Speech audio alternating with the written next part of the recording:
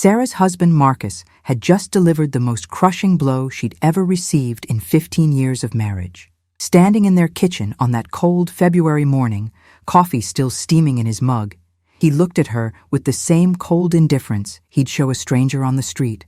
"You'll crawl back to me, Sarah. You always do. You're nothing without me. And deep down, you know it." Those words hung in the air like poison, seeping into every corner of the room they'd shared for so many years. But what Marcus didn't know was that this time would be different. This time, Sarah had finally reached her breaking point. "Hi, I'm Tina, and welcome back to our channel where we share stories that touch the heart and inspire the soul. Today, I'm bringing you Sarah's incredible journey of transformation, a story that will show you how sometimes the most painful moments in our lives become the catalyst for the most beautiful changes.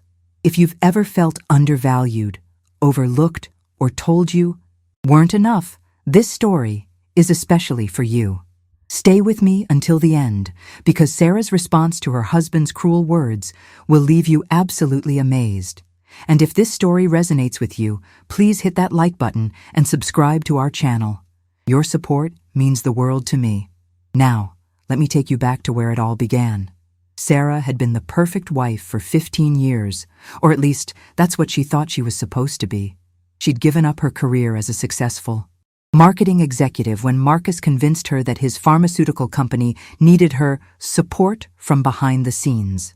She'd moved away from her friends and family when he got a promotion that required relocating to Portland. She'd put his dreams, his career, his comfort above everything else, including her own sense of self-worth. Marcus worked long hours at his executive position, earning a substantial salary that afforded them a beautiful home in the suburbs, luxury cars, and expensive vacations. But somewhere along the way, Sarah had become invisible in her own life. The morning that changed everything started like any other. Sarah woke up early, prepared Marcus's favorite breakfast, laid out his clothes, and made sure his coffee was exactly the right temperature. She'd been doing this routine for so long that it had become automatic, like breathing. But when Marcus came downstairs, instead of the usual grunt of acknowledgement, he launched into a tirade about how the house wasn't clean enough for the dinner party they were hosting that weekend. "Sarah, look at this place. Do you do anything all day besides sit around? My colleagues are coming over, and I can't have them thinking I married someone who can't even keep a proper home." The criticism wasn't new, but something about his tone that morning felt different. It felt meaner, more deliberate. Sarah had spent the previous day deep cleaning the house from top to bottom, organizing his home office, and preparing a detailed menu for the dinner party. She'd been looking forward to the event, hoping it might be a chance for them to reconnect, to remember why they'd fallen in love in the first place. Instead, Marcus was treating her like hired help who wasn't performing adequately. "Marcus, I cleaned the entire house yesterday. What specifically isn't meeting your standards?" Sarah asked, trying to keep her voice calm and reasonable. That's when he delivered the words that would haunt her for days, but ultimately set her free. "Everything about you isn't meeting my standards anymore, Sarah. You've let yourself go. You don't contribute anything meaningful to this marriage. You're completely dependent on me for everything, and frankly, it's pathetic. You'll crawl back to me because you have nowhere else to go. You're nothing without me." The silence that followed was deafening. Sarah stood there, coffee mug trembling in her hands, feeling like she'd been slapped across the face. But instead of the usual tears, instead of the apologetic response Marcus expected, something inside Sarah shifted. She set down her mug with deliberate precision, looked her husband directly in the eyes, and said something she'd never said before. "You know what, Marcus? You're absolutely right about one thing. It is time for a change." Marcus smirked, clearly thinking he'd won another round in their ongoing power struggle. He grabbed his briefcase and headed toward the door, calling over his shoulder, "I'll be working late tonight. Don't wait up." The front door slammed, and Sarah was alone with her thoughts, her pain, and for the first time in years, her determination to reclaim her life. That afternoon, Sarah did something she hadn't done in 15 years. She called her best friend from college, Jennifer, who lived across the country in Chicago. Jennifer had been trying to reconnect with Sarah for years, but Marcus had always discouraged these friendships, claiming they were distractions from family priorities. When Jennifer answered the phone, her voice was filled with such genuine warmth and excitement that Sarah almost broke down crying right there. "Sarah! Oh my goodness! I can't believe you're calling! I've missed you so much! How are you? How's life in Portland?" Jennifer's enthusiasm was infectious, and for the first time in months, Sarah felt a spark of the person she used to be. They talked for 3 hours, with Sarah carefully avoiding the details of her marriage troubles, but soaking up every word of Jennifer's updates about her thriving consulting business, her recent travels, and her fulfilling relationships. When Sarah hung up the phone, she realized something profound. She'd forgotten who she was before Marcus. She'd forgotten that she was once a confident, capable woman with her own dreams, her own voice, her own worth. That evening, as Marcus came home late and barely acknowledged her presence, Sarah made a decision that would change the trajectory of her entire life. She was going to remember who Sarah really was, and she was going to show Marcus exactly what he was about to lose. The next morning, Sarah woke up with a sense of purpose she hadn't felt in years. While Marcus was still sleeping, she quietly made her way to the home office, the one she'd organized countless times, but never really claimed as her own space. Hidden in the back of the closet, behind Marcus's golf clubs and old business files, she found what she was looking for: a box containing her old portfolio, awards, and contact information from her previous career. As she opened it, memories flooded back of the successful marketing campaigns she'd led, the clients she'd impressed, and the respect she'd commanded in her professional life. Sarah's hands trembled slightly as she flipped through the materials. Here was proof of who she used to be: a woman who'd increased sales by 40% for a major tech company, who'd won industry awards, who'd been headhunted by competitors. She found her old business cards, letters of recommendation, and even a photo from a company celebration where she was receiving recognition for her outstanding work.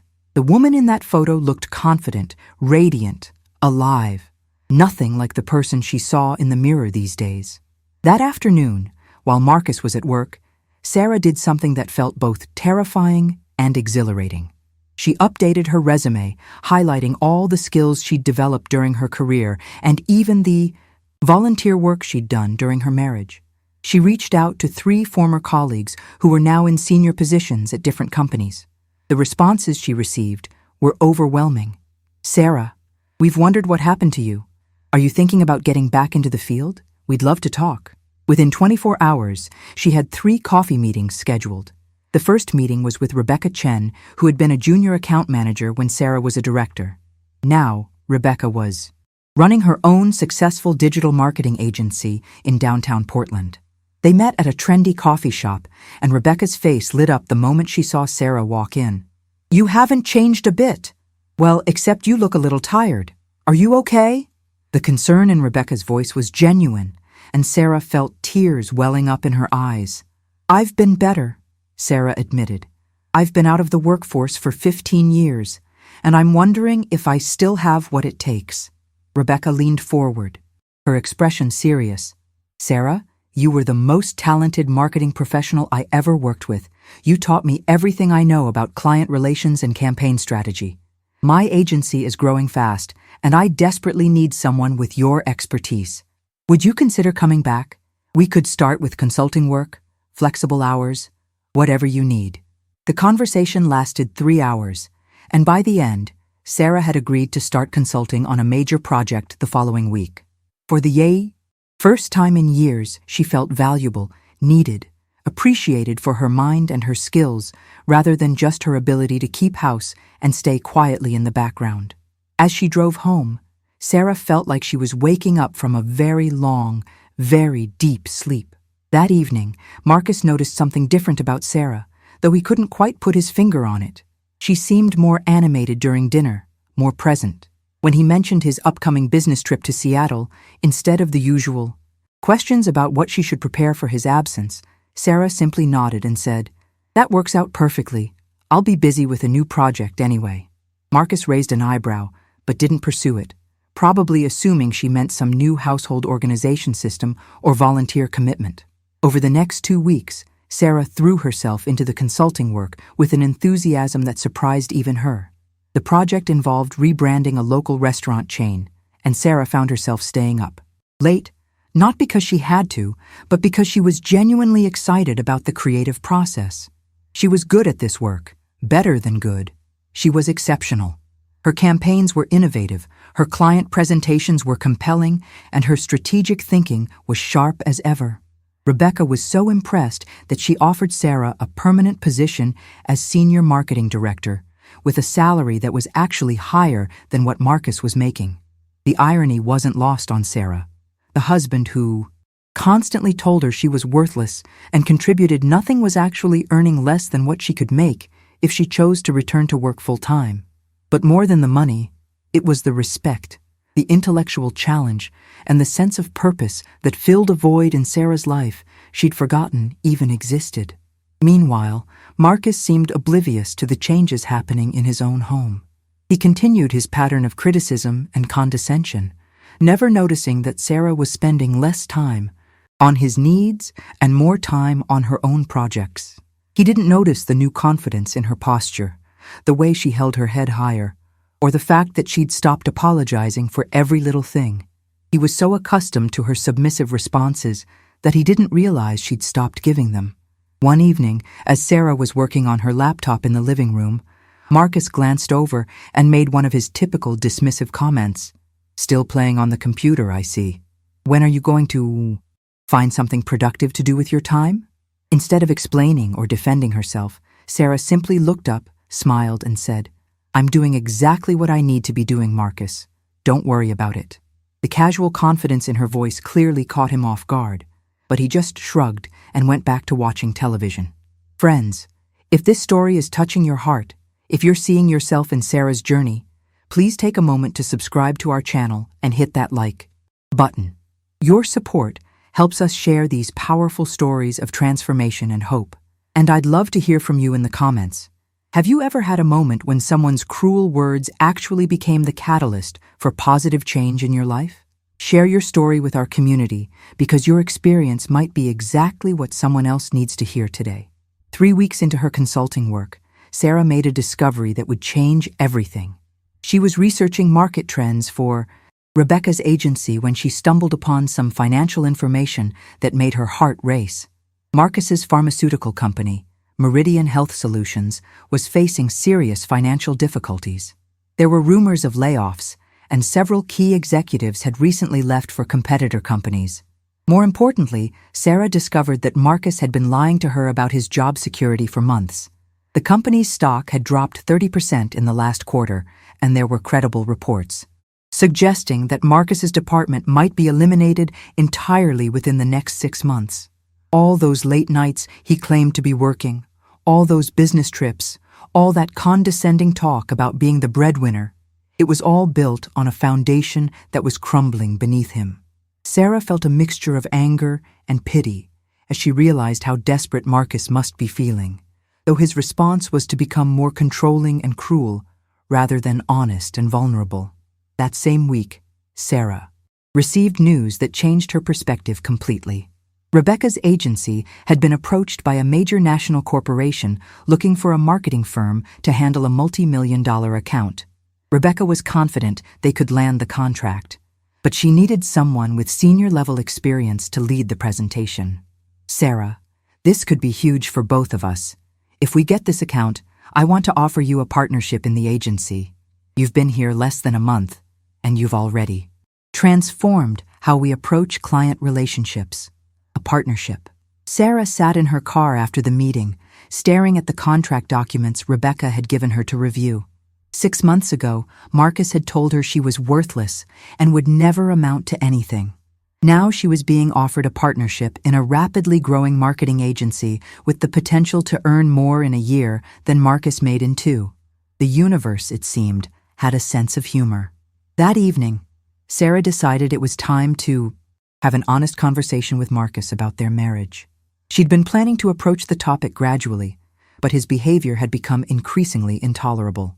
Just that morning, he'd criticized her cooking, complained about the way she'd arranged his shirts, and made a snide comment about her little computer hobby, taking too much of her attention. When he came home from work, Sarah was waiting for him in the living room. dressed professionally and sitting with the kind of composed confidence she'd once brought to boardroom meetings. "Marcus, we need to talk," she said calmly. He rolled his eyes and headed toward the kitchen, clearly expecting her to follow and continue the conversation while he raided the refrigerator. Instead, Sarah remained seated. "Marcus, I'm serious. Please come sit down. This is important." Something in her tone made him stop and turn around. For perhaps the first time in years, he actually looked at her, really looked at her, and seemed surprised by what he saw. "What's this about, Sarah? I've had a long day, and I don't have time for whatever drama you're cooking up." His dismissive tone was familiar, but Sarah's response was not. She didn't flinch, didn't apologize, didn't back down. Instead, she met his gaze steadily and spoke with a clarity that surprised them both. "Our marriage isn't working, Marcus. We've both known it for a while, but neither of us has been willing to say it out loud. You clearly don't respect me, and honestly, I'm not sure I respect the person you've become either. I think we should consider a separation." The words hung in the air between them, and Sarah watched as Marcus's expression shifted from annoyance to confusion to something that might have been panic. "A separation? Sarah, what are you talking about? You're being dramatic. Look, if this is about this morning, I was just having a bad day. You know I don't mean half the things I say." His voice had taken on a placating tone she'd heard before. The voice he used when he realized he'd pushed too far and needed to reel her back in. But this time, his usual tactics weren't working. "It's not about this morning, Marcus. It's about the last 5 years of mornings. It's about the way you speak to me, the way you treat me, and the way you've made me feel invisible in my own life. I've been doing some thinking and some growing, and I realize that I deserve better than this." Sarah's voice remained calm and measured, but inside, her heart was pounding with the adrenaline of finally speaking her truth. Marcus sat down across from her, and for a moment, he looked genuinely confused. "Sarah, you're talking crazy. Where is this coming from? We have a good life together. I work hard to provide for us. We have a beautiful home. We go on nice vacations. What more do you want?" His inability to see beyond material provisions to the emotional and psychological damage he'd been inflicting was both revealing and heartbreaking. "I want to feel valued for who I am, not criticized for who I'm not. I want a partner, not a boss. I want someone who builds me up instead of tearing me down every single day. And Marcus, I want to be with someone who's honest with me." Sarah paused, watching his face carefully. "I know about Meridian Health Solutions. I know about the financial problems, the potential layoffs, the executive departures. How long were you planning to keep that from me?" The color drained from Marcus's face. What are you talking about? My job is fine. Everything is fine." But his voice lacked conviction, and they both knew it. Sarah reached into her folder and pulled out printed articles about the company's struggles, financial reports, and industry analyses she'd compiled during her research. "Marcus, I spent 15 years in marketing before I gave it up for our marriage. I know how to research companies, how to read financial reports, and how to spot a business in trouble. Your company is hemorrhaging. Money and cutting costs everywhere. Your department is likely going to be eliminated within 6 months. Instead of talking to me about it, instead of treating me like a partner who might actually be able to help, you've been taking your stress and fear out on me through cruelty and control." Marcus stared at the documents in front of him, his carefully constructed facade crumbling in real time. The silence stretched between them for what felt like hours, but Sarah didn't rush to fill it with apologies or reassurances the way she'd done for years. She'd learned the power of silence, of letting someone else sit with their discomfort instead of constantly managing everyone else's emotions at the expense of her own. "You don't understand the pressure I'm under," Marcus finally said, his voice barely above a whisper. "I've been trying to protect you from all of this. I didn't want you to worry." Sarah almost laughed at the irony. He'd been protecting her by making her feel worthless and small, by destroying her self-esteem so thoroughly that she'd forgotten she was capable of taking care of herself. "Protect me?" Sarah's voice remained calm, but there was steel underneath it now. "Marcus, you've spent the last 5 years telling me I'm incompetent, useless, and completely dependent on you. That's not protection, that's manipulation. And the terrible irony is that while you were busy convincing me I couldn't survive without you, I've discovered that not only can I survive, I can thrive. She reached for another folder, this one containing her consulting contracts, the partnership offer from Rebecca's agency, and financial projections showing her potential earnings. Marcus's eyes widened as he scanned the documents. The woman he'd been treating like an incompetent child was being offered a business partnership worth more than his annual salary. "You've been working?" The question came out strangled, and Sarah could see the wheels turning in his head as he tried to process this information. In his mind, she was supposed to be sitting at home, helpless and dependent, waiting for him to come home and validate her existence. The idea that she'd been building a life and career without his knowledge or permission clearly shook him to his core. "I've been remembering who I am," Sarah corrected. "I've been rediscovering talents and abilities that I'd forgotten I had. And Marcus, I've been realizing that the person who told me I was worthless was wrong about a lot of things."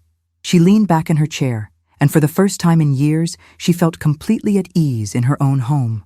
Over the next hour, they had the most honest conversation they'd shared in their entire marriage. Marcus admitted that he'd been terrified about losing his job, that his ego couldn't handle the possibility of not being the primary breadwinner, and that somewhere along the way he'd started viewing Sarah as someone to control rather than someone to love. His admissions were painful to hear, but they also confirmed what Sarah had suspected. Their marriage had become toxic for both of them. "So what happens now?" Marcus asked, and Sarah could hear genuine fear in his voice. For the first time, he was beginning to understand that his wife might actually leave him, and that she might be better off without him. The woman who used to beg for his approval was sitting across from him with the kind of quiet confidence that came from knowing her own worth. "Now we figure out how to end this marriage with as much dignity and respect as possible," Sarah said gently. "We both deserve better than what we've become together. You deserve someone who doesn't trigger your need to be controlling, and I deserve someone who sees my strength as an asset rather than a threat." It was perhaps the most generous thing she could have said, given everything she'd endured, but Sarah had learned that carrying anger and resentment would only poison her own future. The following week, Sarah had lunch with Jennifer, who had flown to Portland specifically to support her friend through this transition. They sat in the same restaurant where Sarah used to meet Marcus for their anniversary dinners. But this time, the conversation was about new beginnings instead of trying to salvage something that had died years ago. "I'm so proud of you," Jennifer said, reaching across the table to squeeze Sarah's hand. "The woman I knew in college was strong, brilliant, and fearless. I've watched you dim your light for so many years, and it broke my heart. But look at you now. You're glowing with possibility." Jennifer's words brought tears to Sarah's eyes, but they were tears of relief and gratitude rather than sorrow. "I feel like I'm meeting myself for the first time in 15 years, Sarah admitted. "It's scary and exciting and overwhelming all at once. But Jennifer, for the first time in so long, I feel hopeful about the future. I feel like I have options, like I have choices, like I have power over my own life." They spent the afternoon making plans, dreaming about possibilities, and celebrating the courage it had taken for Sarah to reclaim her life. That evening, Sarah came home to find Marcus sitting at the kitchen table with his own set of documents. He'd contacted a divorce attorney and had begun the process of separating their assets fairly. For a moment, Sarah felt a pang of sadness, not for the end of their marriage, but for what their marriage could have been if they'd been able to see each other clearly from the beginning. "I've been thinking about what you said," Marcus began, his voice softer than she'd heard it in years. "You were right about a lot of things. I did try to make you small because it made me feel bigger. I was afraid of losing you, so I tried to make you afraid of losing me. But all I did was kill the thing I was trying to save." His honesty was surprising, and Sarah found herself feeling compassion for the scared, insecure man who'd hidden behind cruelty for so many years. "We both made mistakes, Marcus. I let myself disappear because it seemed easier than fighting for who I was. But we can't go backward, and I don't think either of us really wants to. We're different people than we were when we got married, and maybe it's time to admit that we've grown in different directions." Sarah's words were kind but firm, and she could see that Marcus was finally beginning to understand that this decision was final.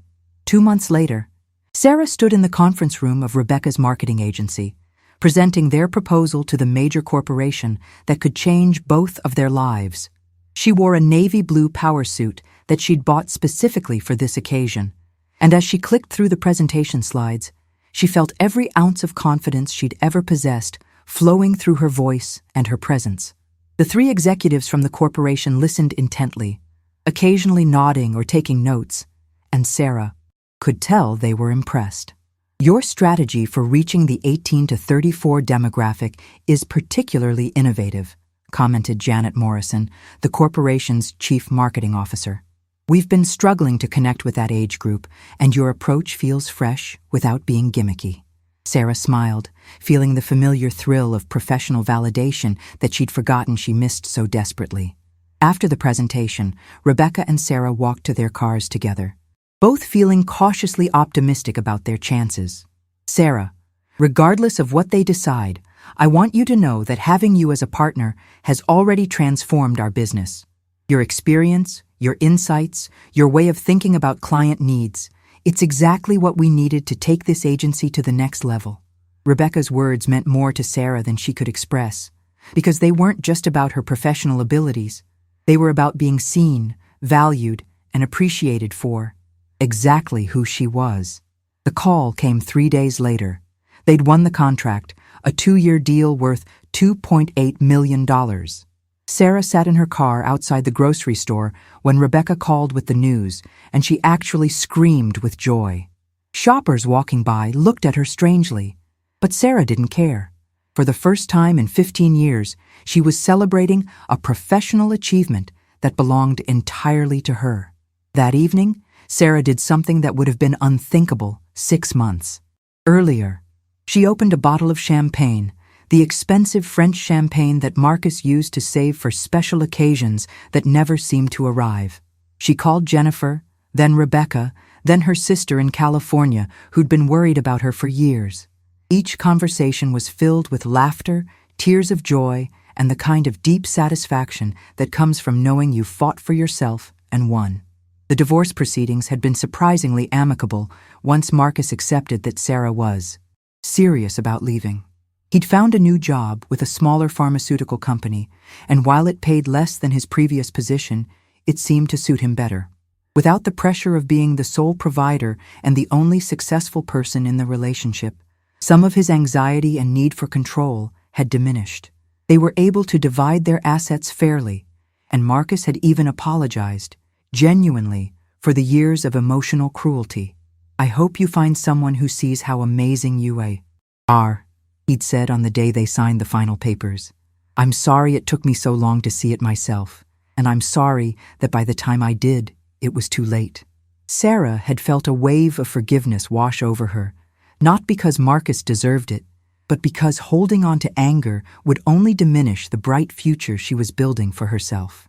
6 months after that terrible morning when Marcus had told her she'd crawl back to him, Sarah was preparing for something that felt like the ultimate symbol of her transformation. The marketing agency was hosting its first annual awards gala, and Sarah was being honored as Partner of the Year for landing the major corporate account. She stood in front of her bedroom mirror, adjusting the elegant black dress she'd chosen for the evening, and marveled at the woman looking back at her. This woman had clear eyes full of confidence and purpose. This woman stood tall, spoke with authority, and took up space without apologizing for it.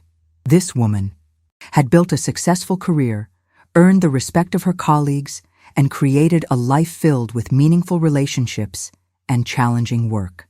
The woman in the mirror was someone Sarah was proud to be, someone she'd fought to become, someone she would never again allow anyone to diminish herself. The gala was held at Portland's most prestigious hotel, and as Sarah walked into the ballroom, she was struck by how different this felt from the corporate events she used to attend as Marcus's wife. Then she'd been an accessory, someone who smiled pleasantly and made small talk while Marcus networked and took credit for achievements that were entirely his own. Tonight, she was the star, the person being celebrated, the one whose professional accomplishments had earned her a place at the podium. During her acceptance speech, Sarah looked out at the crowd of colleagues, clients, and industry leaders, and felt overwhelming gratitude for the journey that had brought her to this moment. 6 months ago, someone told me I was nothing without them, she began, her voice steady and clear. Tonight, I'm here to tell you that sometimes the cruelest words can become the greatest gifts because they force us to discover who we really are when we stop trying to be who someone else needs us to be. Friends, I hope Sarah's story is inspiring you the way it inspires me every time I think about it. If you're going through your own journey of rediscovering who you are, please know that you're not alone. Subscribe to our channel if you haven't already, because we're building a community of people who believe in second chances, personal growth, and the incredible strength of the human spirit. And please share your own story in the comments. Maybe you've had someone tell you that you'd never amount to anything, or maybe you're in the process of proving them wrong right now. Your story matters, and someone in our community needs to hear it. Let's support each other through these beautiful, difficult, transformative journeys we're all on. The months that followed Sarah's triumph at the awards gala were filled with the kind of professional and personal growth she'd never imagined possible. The marketing agency continued to thrive, landing 3 additional major accounts based on the success of Sarah's initial campaign. But more importantly, Sarah found herself becoming a mentor to younger women in the industry, particularly those who were struggling to balance career ambitions with relationship pressures. One afternoon, a young woman named Lisa approached Sarah after a professional development workshop Sarah had been invited to lead. Lisa was 28 years old, brilliant, and clearly destined for success, but she seemed diminished somehow, constantly apologizing for taking up space and questioning her own expertise. Sarah recognized something familiar in Lisa's posture, in the way she spoke about her boyfriend's disapproval of her career, ambitions, and in the self-doubt that clouded her obvious talents. "Can I buy you coffee?" Sarah asked after the workshop. "I'd love to hear more about your ideas for digital marketing strategies." Over the next 2 hours, Sarah listened as Lisa described her innovative approaches to social media marketing, her dreams of starting her own agency someday, and her boyfriend's constant criticism of her unrealistic goals. It was like looking at herself from 15 years ago, and Sarah's heart ached with recognition and determination. "Lisa, can I tell you something that might sound harsh, but that I wish someone had told me when I was your age?" Sarah leaned forward, her expression gentle but serious. "The person who truly loves you will celebrate your ambitions, not diminish them. They'll push you to reach higher, not convince you to make yourself smaller. If someone in your life is consistently making you doubt your own capabilities, that's not love, that's control, and it will cost you years of your life if you let it." The conversation sparked something in Lisa, just as Rebecca's job offer had sparked something in Sarah. Within a month, Lisa had ended her relationship with the boyfriend who'd been systematically undermining her confidence, applied for several senior marketing positions, and started developing a business plan for her own agency. Sarah became an informal mentor, offering guidance, connections, and most importantly, the kind of unwavering belief in Lisa's potential that every person deserves to receive. Meanwhile, Sarah's relationship with Marcus had evolved into something she never expected, a genuine friendship based on mutual respect and understanding. They met for coffee occasionally, not as a former married couple trying to rekindle romance, but as 2 people who'd learned important lessons from their shared mistakes. Marcus had started therapy to address his controlling behaviors and had begun dating someone new, a successful attorney who clearly wouldn't tolerate the kind of treatment he'd once inflicted on Sarah. "I see you with Emma, and you're different," Sarah observed during one of their coffee meetings. "You listen to her opinions, you support her career, you seem genuinely proud of her achievements. I'm happy for you, Marcus, but it also makes me realize how much we both lost during our marriage because we couldn't figure out how to be our best selves together." Marcus nodded, stirring his coffee thoughtfully. "Therapy has helped me understand that my need to control you came from my own insecurities and fears. I was terrified that if you realized how capable and amazing you were, you'd leave me. So I tried to make you think you needed me more than you actually did. The irony is that by trying to prevent you from leaving, I guaranteed that you eventually would." His insight was hard-won but genuine, and Sarah felt grateful that they'd both grown enough to have this kind of honest conversation. A year after their divorce was finalized, Sarah made a decision that surprised even her. She bought Marcus's share of their former home, not because she wanted to live there, but because she wanted to transform it into something entirely new. Working with an architect and interior designer, Sarah converted the 4-bedroom house into a beautiful co-working space for women entrepreneurs, complete with private offices, conference rooms, a kitchen for networking events, and a childcare area for working mothers. The grand opening of Phoenix Workspace was attended by over 100 women from various industries, including Lisa, who by then had launched her own successful digital marketing consultancy. Rebecca gave a speech about the importance of women supporting other women in business, and Sarah felt overwhelmed with gratitude for how her life had unfolded. The space that had once represented her diminishment had been transformed into a symbol of empowerment for dozens of other women. But perhaps the most meaningful moment of that celebration came when an unexpected guest arrived. Marcus's new girlfriend, Emma, had convinced him to attend the opening, and they approached Sarah together. "Sarah, this is incredible," Emma said, gesturing around the bustling workspace. "Marcus has told me so much about your journey, and I have to say, you're an inspiration. I'm a family law attorney, and I see too many women who don't believe they can rebuild their lives after divorce. This place is proof that not only can we rebuild, we can create something even better than what we had before." As the evening wound down, Sarah stood in the main conference room of Phoenix Workspace, looking at the dozen women still lingering, sharing business cards, making connections, and supporting each other's dreams. On the wall behind her hung a framed quote that had become the unofficial motto of the space. She believed she could, so she did. But Sarah had added her own addendum in smaller text below. And then she helped others believe they could too. That night, Sarah went home to her own apartment, a beautiful loft in downtown Portland that she decorated exactly to her own tastes, and opened her laptop to work on her next project. She was writing a book about her experience, tentatively titled, "When Cruel Words Become Gifts, A Guide to Reclaiming Your Life After Emotional Abuse."